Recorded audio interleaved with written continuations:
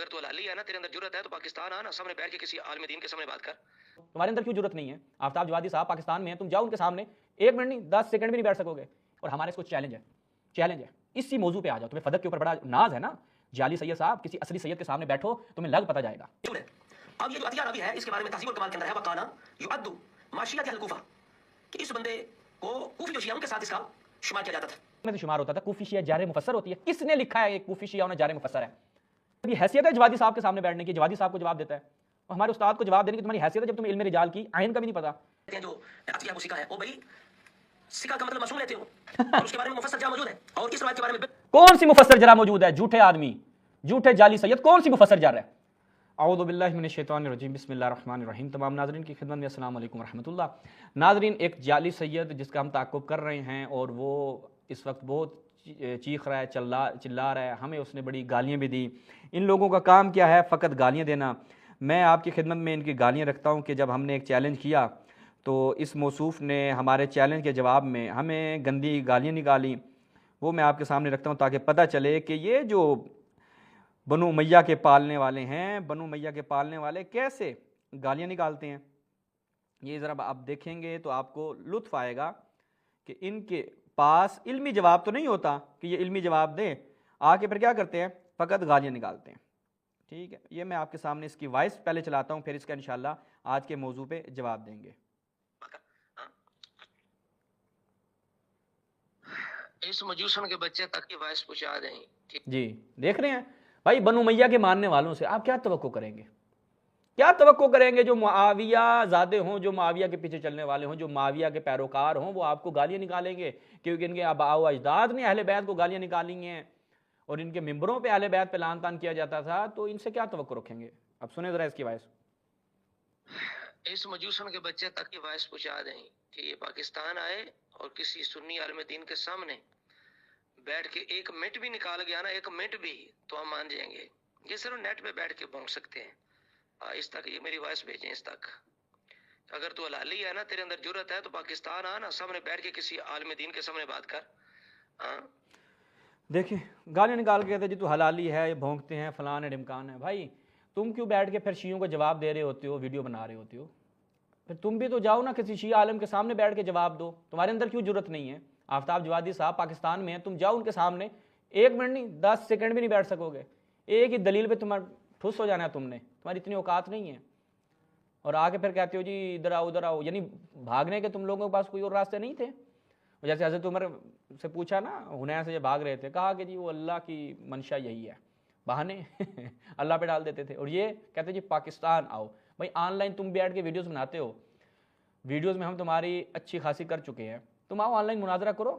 جعلی سید، اب بھاگ رہے ہو، اپنے آپ کو سید کہتے ہو اور بھاگتے ہو، فراری انسان. آؤ ذرا لائیو مناظرہ کرو، اپنا مرضی کا موڈریٹر لے آؤ، جو درمیان میں ثالث جو ہے وہ اپنا مرضی کا لے آؤ. آؤ نا ایک مناظرہ کرو، تمہاری پوری زندگی جو ہے نا وہ یہیں پہ ختم ہو جائے گی. تمہارا وہ جو نام بنایا ہوا نا تم نے اپنے جہلا کے اندر، وہ ساری دنیا کے سامنے آ جائے گا. چونکہ تو ویڈیوز بنانے ہیں تو ہر بندے کا کام ہے. تو ایک مناظرے میں تم کسی شیعہ کے سامنے بیٹھ جاؤ، چیلنج کر رہے ہیں تمہیں، آؤ مناظرہ کرو، آن لائن مناظرہ کرو. پھر کہتے ہیں جی پاکستان آؤ، میں تمہاری ٹکٹ کا انتظام کرتا ہوں، آؤ ایران، آؤ ایران اور کسی مولوی کے سامنے، شیعہ مولوی کے سامنے بیٹھ جاؤ. تمہاری ٹکٹ کا انتظام بھی ہم کرتے ہیں، تمہارے آنے جانے کا، یہاں پہ رہائش کا تمام انتظام ہم کریں گے. جعلی سید صاحب آؤ ایران، لگ پتہ جائے گا پھر تمہیں. کہتے ہیں جی پاکستان ہو، بھائی ہم تمہیں بلا رہے ہیں، آ جاؤ ایران آ جاؤ. اہل بیت کے ماننے والوں، یہاں پہ تو اہل بیت کے روضہ مقدسہ بھی ہیں، آؤ ان کی زیارت بھی کرو. اور چونکہ تمہارے ہاں تو کم سے کم زیارت بدعت نہیں ہے، وابڑے نہیں ہو نا تم لوگ، تو آؤ. آنے جانے کا خرچہ، ٹکٹ، ویزا، رہائش، ہر چیز کی سیکیورٹی ہے تمہیں. آؤ بسم اللہ، اور کیا چاہیے؟ آؤ لائیو چلائیں گے مناظرہ. سامنے بیٹھنے کا شوق ہے نا تمہارا، شوق پورا کر دیں گے. آ جاؤ بسم اللہ. اچھا، اب یہ اس کی ہم نے آپ کو سنائی کہ یہ جو ہمیں گالیاں وغیرہ دیتے ہیں اور ان کے پاس کوئی علمی جواب نہیں ہوتا. اب چلتے ہیں خود اس کی ویڈیو کی طرف، جس میں فدق کی جو روایت ہے کہ فدق جو ہے وہ رسول اللہ صلی اللہ علیہ وسلم نے حضرت زہرا سلام اللہ علیہ کو ہبہ کر دیا تھا، جو عطیہ الاوفی سے روایت ہے. اس روایت کے اوپر، یہ عطیہ کے اوپر بڑی بحث کرتے ہیں اور ہمارے اس کو چیلنج ہے اسی موضوع پہ آ جاؤ. تمہیں فدق کے اوپر بڑا ناز ہے نا، جعلی سید صاحب، کسی اصلی سید کے سامنے بیٹھو، تمہیں لگ پتہ جائے گا.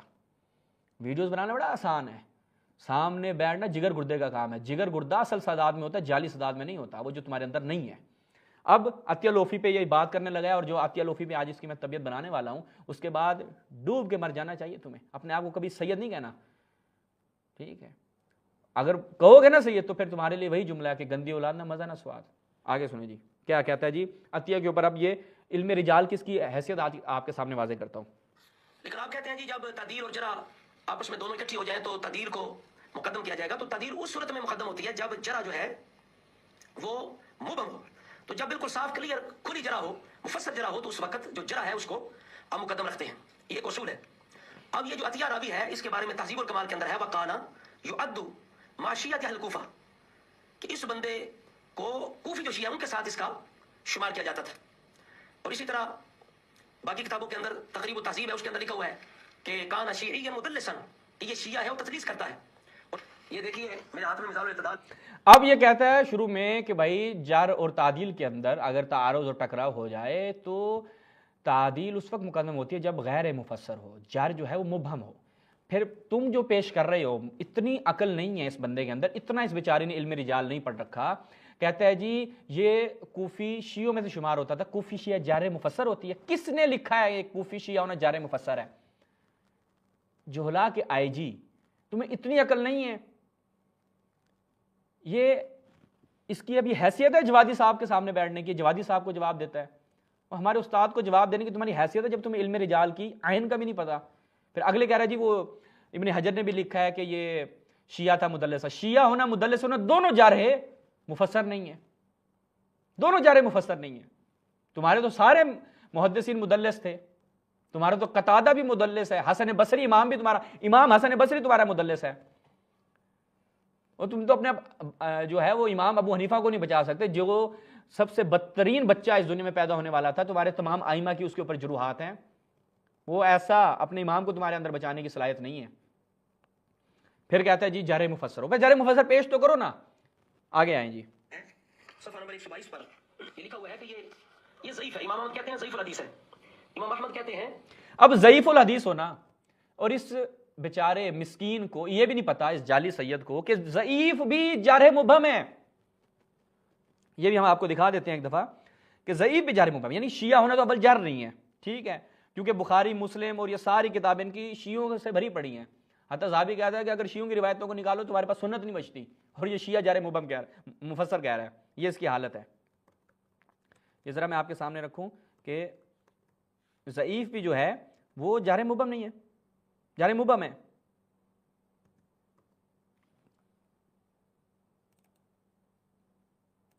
یہ ملاحظہ کیجئے اصطلاحات حدیث جر قبول ہونے کی شرائط. کہتے ہیں جر کا سبب بیان کریں، مبہم جر کو قبول نہیں کیا جائے گا. مثال کے طور پر اتنی بات کہے کہ ضعیف ہے تو یہ جر قبول نہیں ہے، حتیٰ کہ وہ اس کا سبب بیان کریں، کیونکہ کبھی وہ ایسے سبب پر جر کر سکتے ہیں جس پر جر نہیں کی جا سکتی. یہی مشہور قول ہے، ٹھیک ہے جی. پھر الواد فی اصول الفقہ، یہاں پہ کیا کہتے ہیں کہ ولا یقبل الجرح الا مفسرا فعلى هذا اذا قال اصحاب الحديث فلان ضعيف وفلان ليس بشيء، وہ کہتے ہیں فليس هذا مما يوجب جرحه ورد خبره، کہ یہ دلیل نہیں بنتی کہ ہم کیا کریں، اس کی روایت کو رد کر دیں اور اس کو مجروح قرار دیں، یہ سبب نہیں ہے.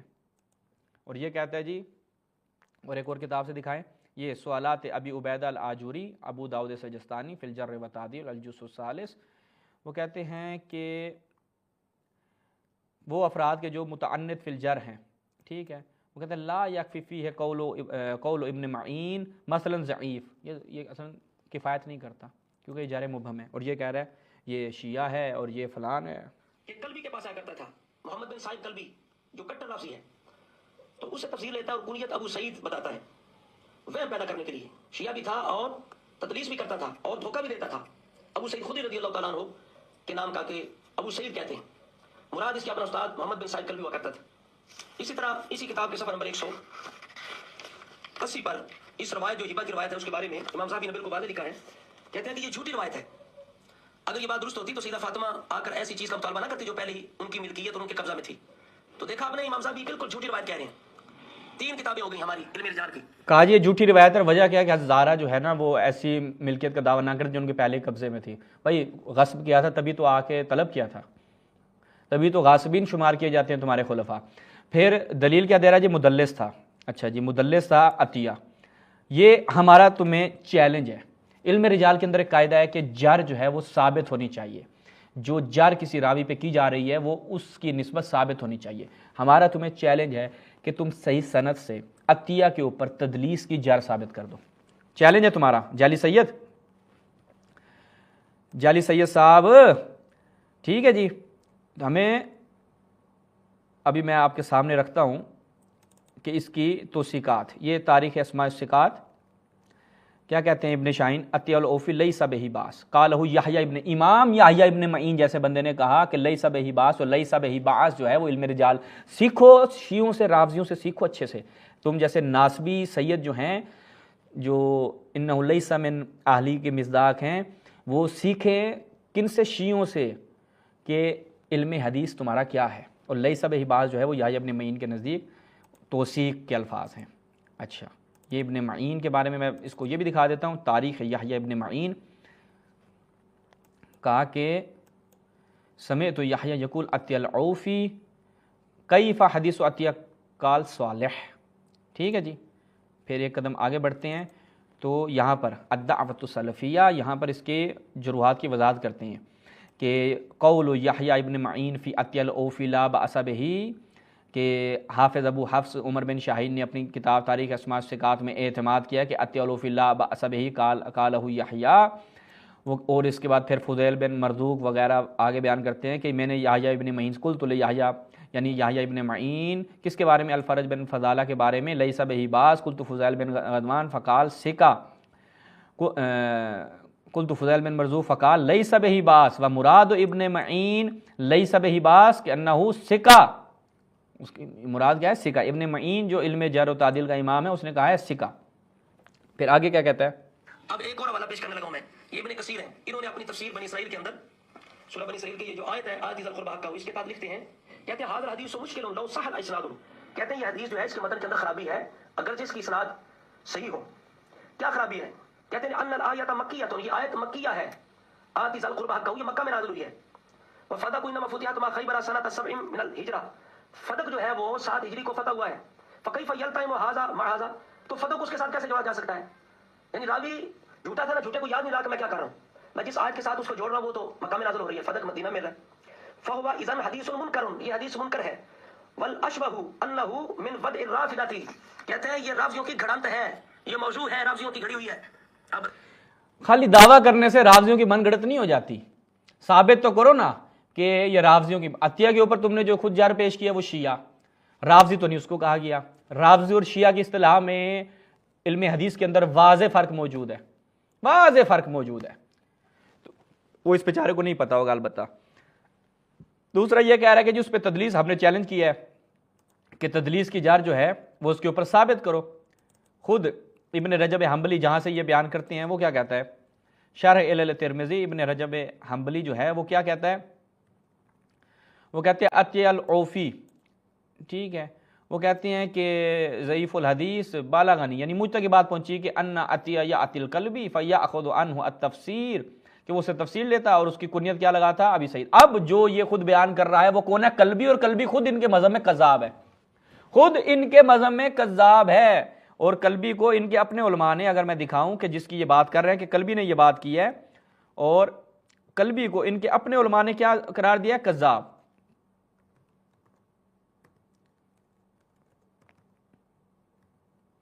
किसने? आपके इमाम अहमद रज़ा खान बरेलवी ने अपनी किताब में कल्बी को कहा कज़्ज़ाब है। ये इस पर खैर अहमद रज़ा खान बरेलवी का इसलिए हवाला दे रहा हूँ चूंकि तुम लोगों का बड़ा इमाम है, तो उसने इसको क्या कहा है? कज़्ज़ाब है। और ये उसी के कौल से अतिया के ऊपर जर कर रहा है, इसलिए इस बेचारे की ये हालत है।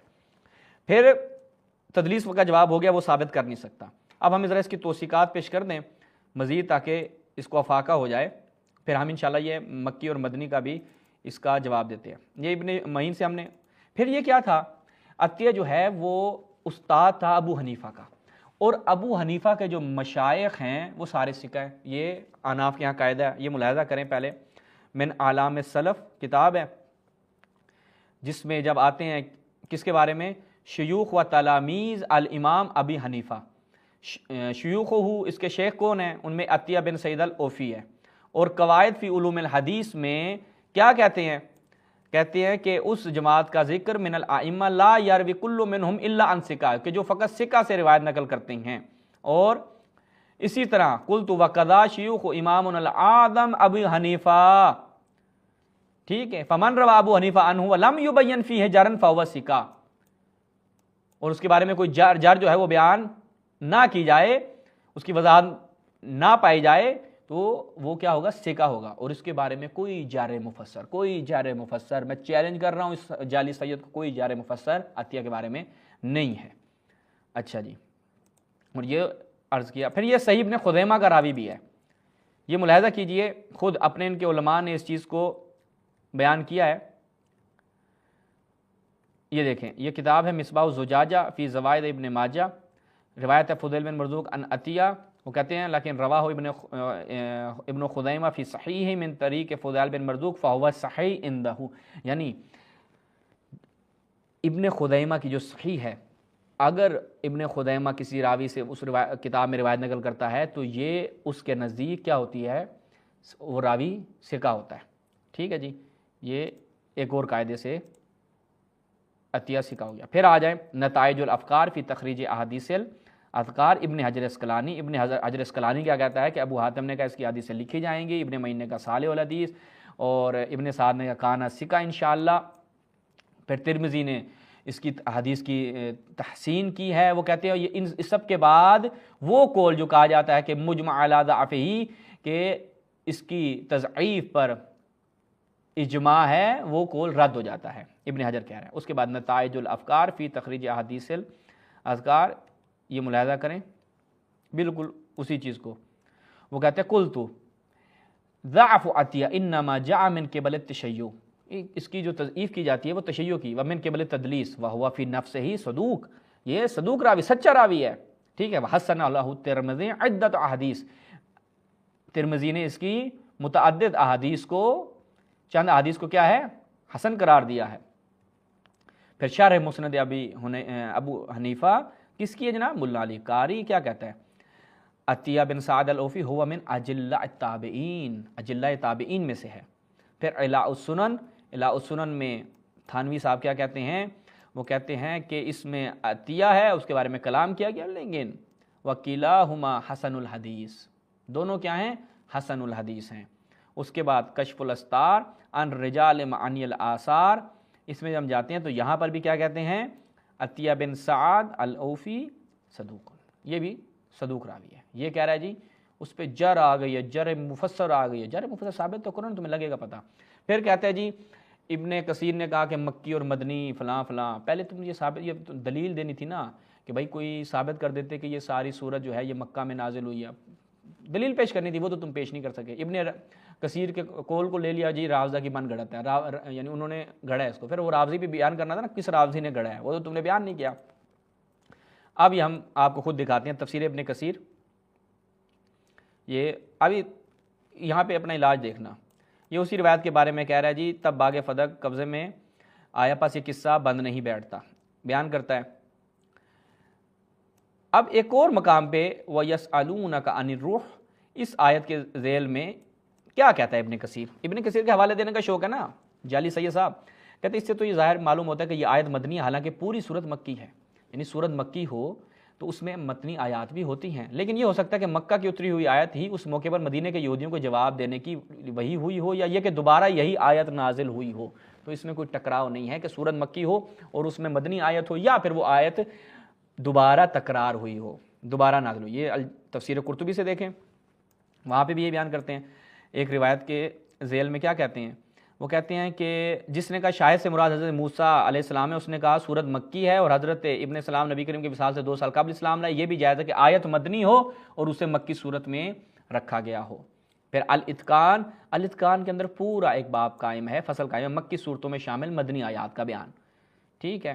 پھر یہ ملا علی قاری کی کتاب ملاحظہ کریں، اس میں کیا کہتے ہیں کہ سورۃ الاسراء جو ہے وہ مکی، لیکن آیت نمبر 26 جس کی جو زیر بحث ہے یہ کیا ہے؟ مدنی ہے۔ پھر الکشاف یہ بھی کیا کہتا ہے؟ کہ سورۃ الاسراء جو ہے وہ مکیہ الا الآیات 26 32 33 57. پھر المحرر اس میں بھی بالکل اسی چیز کو بیان کیا گیا ہے. خیر ہم یہ پہلے اس پہ چونکہ تفصیل سے کلام کر چکے ہیں، اس لیے ہم فقط کیا ہے وہ آپ کو فقط اقوال بیان کر رہے ہیں. تفسیر و بیان مفردات القرآن کیا بیان کرتے ہیں ہم ذرا آپ کو یہ بیان کیجیے دیکھیے گا. سورہ بنی اسرائیل کہا کہ ان الحسن حسن بصری کہ اس کی 5 آیات جو ہیں وہ مدینے میں نازل ہوئی، ان میں وآت ذی القربیٰ حقہ یہ آیت ہے. اس کے بعد ابن کثیر سے ایک اور ہم اس کو مزید ڈوز دیتے ہیں. یہ دیکھیں خود تفسیر القرآن العظیم کس کی ہے؟ ابن کثیر کی. اس میں دیکھیں قرآن مجید کی سورہ نحل کی جو ہے وہ آخری 3 آیات 126 23 28 کے بارے میں کیا کہتے ہیں. کہتے ہیں کہ جی یہ پوری صورت کیا ہے؟ مکی ہے، لیکن آخری جو ہیں وہ مدنی ہیں. وہ کہتے ہیں یہ ساری کی ساری نزلت سورۃ النحل کلھا بمکہ وہی مکیہ الا 3 آیات من آخرها نزلت بالمدینہ بعد احد حین قتل حمزہ. کہتے ہیں کہ یہ پوری صورت مکیہ لیکن 3 آخری آیات کیا ہے؟ مدنی ہے. اور اس کے اوپر دلیلیں بیان کرنے کے بعد 2 دلیلوں کو رد کرتا ہے، لیکن تیسری جو روایت اس کے اوپر لے کر آتا ہے جو مسند امام احمد بن حنبل کی ہے، جس کی سند کیا ہے؟ حسن ہے، جو یہ بتاتی ہے کہ یہ آیت کیا ہے؟ مدنی ہے. تو یہ بیچارے کو نہ علم تفسیر کا پتہ ہے نہ علم رجال کا پتہ ہے، فقط بیچارے کو ایک چیز کا پتہ ہے، وہ کیا ہے؟ ویڈیو بنانی ہے اور ویڈیو بنانے کا شوق ہے. آگے سنتے آگے کچھ 5 کتابوں کے میں نے حوالے پیش کر دی جنہوں نے اس کو جھوٹا کہا ہے. یہ روایت کسی طرح نہ متن کس کو جھوٹا کہا ہے؟ عطیہ کے اوپر کذاب کی جاری نہیں ہے، جھوٹے انسان جعلی سید صاحب عطیہ کے اوپر کذاب کی جار نہیں ہے، جھوٹا کہا ہے. روایت کو جھوٹا کہا ہے تو اس کی دلیل تمہارے پاس نہیں ہے. سند کے اعتبار سے ثابت ہو سکتی ہے. آپ کہتے ہیں جو عطیہ وہ سکہ ہے، او بھائی سکہ کا مطلب معصوم لیتے ہو اور اس کے بارے میں مفسر جرا موجود ہے، اور اس روایت کے بارے میں کون سی مفسر جرا موجود ہے؟ جھوٹے آدمی، جھوٹے جعلی سید، کون سی مفسر جر ہے؟ تمہیں تو ہم چیلنج کر رہے ہیں نا، آؤ پہلے تو آؤ مناظرہ کرو. لیکن تم لوگوں میں دم خم نہیں ہے. جن کو تم لوگوں نے مانا ہے نا وہ بھی کبھی میدان میں نہیں ٹکے. تمہاری تو حیثیت نہیں ہے. تم تو وہی نہیں ہو کہ جو ابو بکر کا قتال ثابت کرنے آیا تھا کہ جب ابو بکر نے بھی جنگ کی ہے، قتال کی ہے، اور پھر کیا ثابت کیا؟ جب ابو بکر نے ایک بندے کو دھکا دیا تھا. ڈوب مرنے کا مقام نہیں ہے تم لوگوں کے لیے. شرم بھی نہیں آتی اس طرح کی دلیلیں لے کر آتے ہو. تمہیں گھر میں بھی کوئی کچھ نہیں کہتا، کیوں اپنے مذہب کی رسوائی کا سبب بنتے ہو؟ وضاحت کر دی کہ یہ جھوٹی ہے اور یہ تدریس بھی کرتا ہے، شیعہ بھی ہے، کوفیوں میں سے اس کا شمار ہوتا ہے. اب پیچھے کیا اس کے پلے بیچارے کے پلے کیا رہ گئے؟ اب آپ اسے معصوم مانیں تو مان سکتے ہیں، اس لیے کہ آپ کا تو گزارا نہیں ہوگا. آپ کا سارا جو مذہب ہے وہ فدق کے ارد گرد وہ گھومتا ہے، اور سب سے بڑا دھوکہ دے. اب کہہ رہا ہے کہ جی سکہ کا مطلب معصوم نہیں ہوتا. پھر تمہارے ہاں تو کوئی بھی روایت ساری من گھڑت ہوں گی. پھر تمہارا تو پورا مذہب بھی، تمہارا تو جو پورا مذہب ہے وہ ابو بکر عمر عثمان پہ، وہ بھی معصوم نہیں ہے. پھر تمہارے پاس تو معصوم ہے ہی کوئی نہیں نا. پھر تم کس لیے اپنے آپ کو اہل سنت کہتے ہو؟ پھر تمہارے پاس یہ پورا مذہب جو ہے وہ کیا ہو گیا؟ سب میں احتمال ہے کہ ساری یہودیوں نے گھڑی ہوئی ہوں. یہ گرجے احتمال نہیں، یقین ہے یہودیوں کا دین ہے تمہارے پاس. یعنی اس بیچارے کے بعد جواب یہ تھا کہ بھائی سکہ کا مطلب کیا سمجھتے ہو؟ معصوم ہے. بھائی سکہ کا مطلب یہ ہوتا ہے کہ اس کی روایت صحیح ہے، قابل استدلال ہے. اتنی آسان بات ہے. ہبا ہو گیا ہماری کتابوں کے اندر ہے. ہمارے علماء نے اللہ تعالیٰ ان کی قبروں پر منظور کری، انہوں نے دور میں پورا آپریشن کر کے گئے ہیں کہ کوئی سنی پریشان نہ ہو، واضح کر کے گئے ہیں. اس وجہ سے اسی کوئی حیثیت نہیں ہے. تو میں نے چند کتابوں کے حوالے پیش کیے ہیں، ورنہ ہمارے علماء نے جس نے بھی فتح پر باز کی اس نے اس روایت کو جھوٹا کہا ہے. متن سند کے اعتبار سے اس کو بالکل اس نے تسلیم نہیں کیا انہوں نے. اس وجہ سے اور آخری بات یہ اصولی کر دوں کہ اگر کوئی راوی ایسا ہو کہ جس کے بارے میں علماء کا اتفاق ہو جائے یہ سکہ ہے، عطیہ پہ تو اتفاق ہی نہیں ہے. اگر کسی نے اکے دکے نے عالم دین نے یہ کہہ دیا کہ یہ سکہ ہے، اسے سے کوئی فائدہ حاصل نہیں ہو سکتا. اگر کسی کی ثقافت پر اتفاق بھی ہو جائے پھر بھی سکہ کا مطلب یہ نہیں ہے کہ سکہ راوی کی ہر روایت ہی مانی جائے گی اور ہر حالت میں مانی جائے گی. یہ کہاں کا اصول ہے؟ کس کتاب میں لکھا ہوا ہے؟ یہ آپ کے ذمہ ہے. جبکہ عطیہ کی تو حیثیت ہی ہے، ضعیف بھی کہا گیا ہے، شیعہ بھی کہا گیا، مدلس بھی کہا گیا. اس روایت کو اسپیشل طور پر من گھڑت کہا ہے علماء نے. 2 میں نے حوالے پیش کر دیے، میزان الاعتدال کا اور ابن کثیر کا. تو الحمدللہ جو حق پرست ہیں اور طالب حق ہیں ان کے لیے اتنی بات یہ کافی ہے. یہ تو پہلے ٹھیک ہے جی. اب یہ کہتا ہے کہ جی سکہ مطلب ہے اس کی ہر روایت صحیح ہوگی. پھر اس کی کون سی روایت صحیح ہوتی ہے؟ یا ہمارے اوپر برڈن ڈال رہے ہو. پھر اس کی کون سی روایت صحیح ہوتی ہے؟ سکہ راوی کی ہر روایت صحیح نہیں ہوتی، اس کی پھر کون سی روایت صحیح ہوتی ہے؟ ذرا بتانا، یہ اصول ذرا پیش کرنا نا. پہلے تو تم اپنے اصولوں سے جاہل ہو، وہ ہم بیان کر چکے ہیں کہ اس کے اوپر ایک جار مفسر نہیں ہے. تم نے ایسے جاہل آدمی ہو کہ شیعہ ہونا بھی تم نے جار مفسر بنا دیا، ضعیف کو بھی تم نے جار مفسر بنا دیا. یعنی یہ تو کوئی نالائق بچہ بھی ہوگا کسی کتاب میں لکھا ہوا ہوگا کہ وہ ضعیف بولا ہے. ضعیف کا مطلب ہے کہ جی اس راوی کو سائڈ پہ لگا دیا جائے گا. تم مسکین آدمی کو تو اتنا بھی نہیں پتا. اور آگے پھر ایک آخر میں ایک اور بونگی شریف آپ نے ارشاد فرمائی کہ جی کیا سکہ راوی کی ہر روایت کو قبول کیا جائے گا؟ یہ کہاں کا قانون ہے؟ پھر سکہ روایت کی کون سی روایت کو قبول کیا جاتا ہے، یہ تفقیق کو ہمیں ذرا بیان کرنا. پھر متن کے اوپر بھی کوئی اشکال نہیں ہے اور اس کی سند کے اوپر بھی کوئی اشکال نہیں ہے. اور ہم تمہیں چیلنج کر رہے ہیں، ہم میدان میں ٹکنا. اور کہتے ہیں میں نے 4-5 کتابوں کے حوالے، تم 100 کتابوں کے حوالے لے آؤ، ایک جار مفسر ثابت نہیں کر سکتے. تم جار مفسر کی تعریف کرو پہلے، پھر بتاؤ کون کون سی جروحات مفسر ہوتی ہیں، وہ ثابت کیسے ہوتی ہیں، کسی راوی کی نسبت جہر کیسے ثابت ہوتی ہے، اور پھر اس کی تذیب کا حکم کیسے لگتا ہے. یہ کسی کے کہہ دینا، قول کہہ دینا کافی نہیں. اس نے ابن کثیر نے یہ کہہ دیا، فلاں یہ کہہ دیا، نہیں، یہ کافی نہیں. اس کے اوپر تمہیں پیش کرنا ہے. جر کے لیے قاعدہ ہے کہ جر باید حتماً ثابت ہونی چاہیے. وہ تم کر نہیں سکتے. تم اپنے بزرگوں کو جو مر گئے نا، جو کہتے ہیں کم کر گئے، ان کو بزرگوں کو قبروں سے نکال کے لے کے آؤ، ان کو نکالو باہر قبروں سے، تمہیں لگے گا پتہ. جعلی سید تمہارے اب ساتھ جو ہونے والی ہے نا، وہ انشاءاللہ تم پوری زندگی یاد رکھو گے. اور مجھے پتہ ہے تم اپنے بڑوں کی طرح فرار کرو گے، میدان میں نہیں ٹکو گے. سامنے تو تم آؤ گے نہیں اور میدان میں ٹکو گے بھی نہیں. میدان میں نہیں ٹکنے والے تم. اب یا اتیال اوفی والے پہ جو تم آ گئے ہو، اس پہ تم اب بھاگو گے. وہ تمہارا مروان والے پہ بھی ہم نے انشاءاللہ پورا آپریشن کیا ہے اور مزید بھی کریں گے، اور تمہاری مزید جہالتیں پیش کریں گے انشاءاللہ. سیر حاصل گفتگو ہوگی اور تمہاری ایک سے ایک جہالت لوگوں کے سامنے رکھیں گے. جعلی سید صاحب بہت برا پنگا لیا ہے تم نے جوادی صاحب کے اوپر اعتراض کر کے، اب دیکھنا تم اپنے گھر سے بھی نکلوائے جاؤ گے. اے ہائے سبحان اللہ، کیا لطف آ رہا ہے اس بندے کی جہالتیں آشکار کرنے کا. اسی پہ اکتفا کرتے ہیں انشاءاللہ. مزید گفتگو اور مزید جو استدلالات ہیں جو اس مولوی کی جہالتوں کے حوالے سے ہم آگے چل کے بیان کریں گے. تب تک کے لیے اجازت دیجیے. والسلام علیکم ورحمۃ اللہ.